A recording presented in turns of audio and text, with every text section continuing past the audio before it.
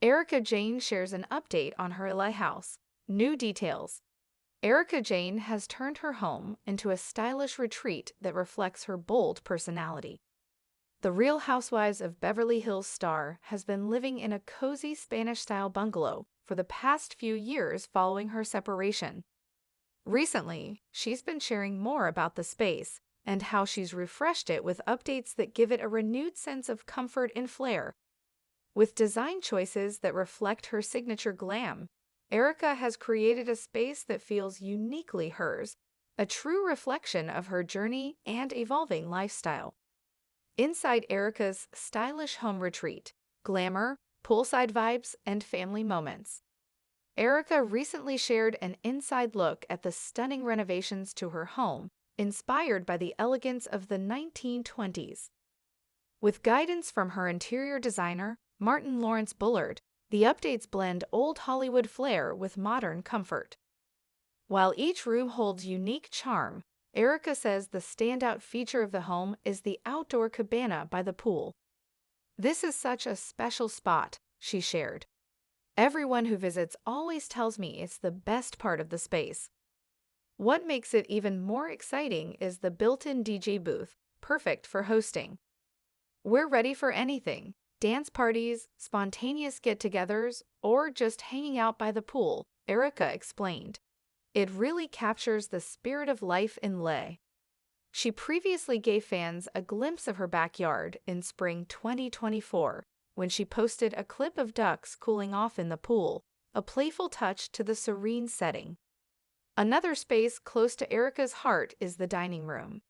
Not only is it a central part of the home's layout, but it's also where she shares daily meals with her adult son Tommy. "We sit down here for dinner almost every night," she shared, emphasizing how important that connection is. Reflecting on her home overall, Erika described it as a place that truly fits her. "I love where I've ended up," she said in an earlier interview. "This house is cozy, stylish, and feels just right for this chapter in my life."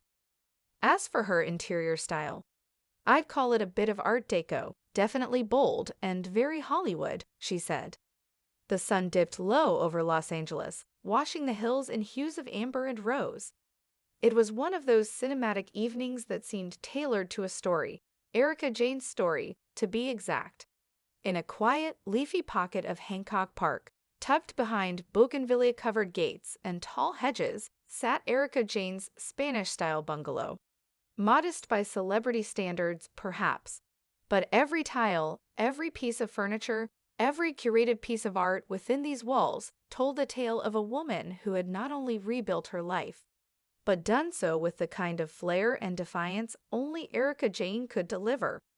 And now, after whispers, glimpses, and tantalizing teasers on Instagram, Erika was finally opening the doors to her home, her sanctuary, and perhaps most importantly, a chapter of peace hard won. Rewriting the script, Erika stood barefoot in the archway between her kitchen and living room, sipping from a delicate gold-rimmed coupe glass. The drink sparkled like a promise. Behind her, the scent of orange blossom wafted through the open French doors. "This house saved me," she said, not to anyone in particular, but to herself and perhaps the universe. It wasn't just a house. It was a story in structure and style.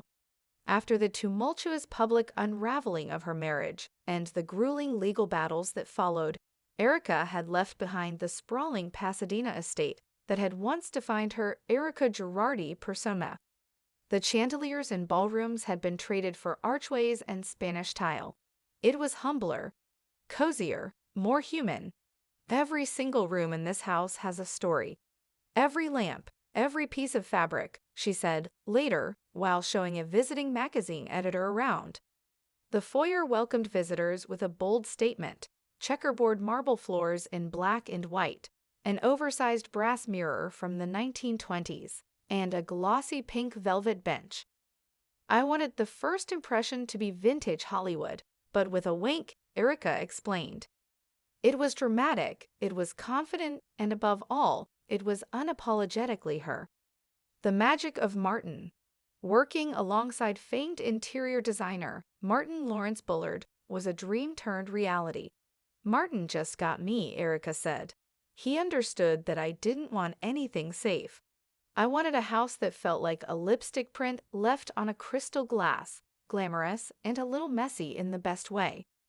Martin had blended Art Deco silhouettes with modern comforts, low-slung velvet sectionals in moody emerald green, smoky mirrored walls, and custom lighting installations that could easily belong in a nightclub or an avant-garde museum. A vintage Murano glass chandelier hung above the living room like a jewel in midair. Nothing about this home was designed to impress strangers, Martin added in an interview. It was built to cradle Erika's spirit. Poolside reverie. The heart of the house, undoubtedly, lay beyond the back doors. Stepping into Erika's backyard felt like stepping onto a film set from 1932. Framed by lush ficus and pepper trees, the pool glistened like liquid turquoise. I call it my little Palm Springs in the city, Erika said with a smirk, and indeed, the poolside cabana stole the show. Decorated in sun-faded pinks, retro stripes, and golden fringe, the cabana wasn't just for lounging. Nestled discreetly to one side was Erika's most surprising addition, a built-in DJ booth. I mean, who doesn't want a DJ booth in their backyard? She laughed, flashing her signature platinum smile. I've thrown more impromptu parties here than I can count. It's Leo, honey. You never know who'll show up. In the spring of 2024, Erika posted a now viral video of ducks floating across the pool as Prince's "I Would Die For You" played softly in the background. The juxtaposition of glam and whimsy was pure Erika. That video, totally unplanned. That's just my life now, unexpected, a little wild, but peaceful. The dining room dialogues. Though the glitz of the poolside drew the eye, Erika's most meaningful moments happened around a different kind of table. The dining room was painted a rich plum, deep and enveloping. A glass-topped table surrounded by 8 velvet chairs commanded the space, and a wall of vintage album covers paid homage to Erika's musical life. "This is where I'm most myself," she said one evening, sitting across from her son Tommy as candles flickered. "We talk, we eat, we argue about who's doing the dishes." Tommy, now in his mid-20s and working in law enforcement, has always been Erika's anchor. "People don't see this side of me," she confessed. "They see the glam, the lashes, the shows. But my greatest role is just being a mom." Their dinners weren't elaborate, Erika admitted. Some nights it's tacos, some nights it's takeout, but we always sit, we always connect. In this crazy town, that's everything. Layers of glam. Erika led the tour into what she called the Femme Den, a room dedicated entirely to her creative spirit. Picture a space that could belong equally to Marilyn Monroe and Lady Gaga. Floor-to-ceiling bookshelves held everything from fashion tomes to autobiographies. The centerpiece? A sleek black baby grand piano. "Sometimes I sit here in my robe, hair in rollers, and just play," she said softly. "Music's been therapy. Always has been." A wall of framed lyrics, some hers, some from the greats, added a poetic touch. "I framed the first song I ever wrote," she said. "It's not good, but it's honest." Even her walk-in closet reflected evolution. Gone were the rows upon rows of couture.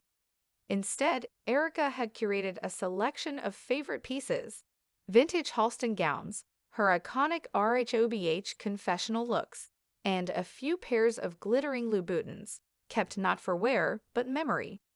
"I downsized, sure, but I upgraded my life."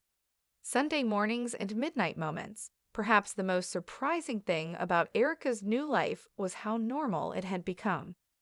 On Sundays, she brewed her own coffee, read newspapers on the patio, and watered her small herb garden.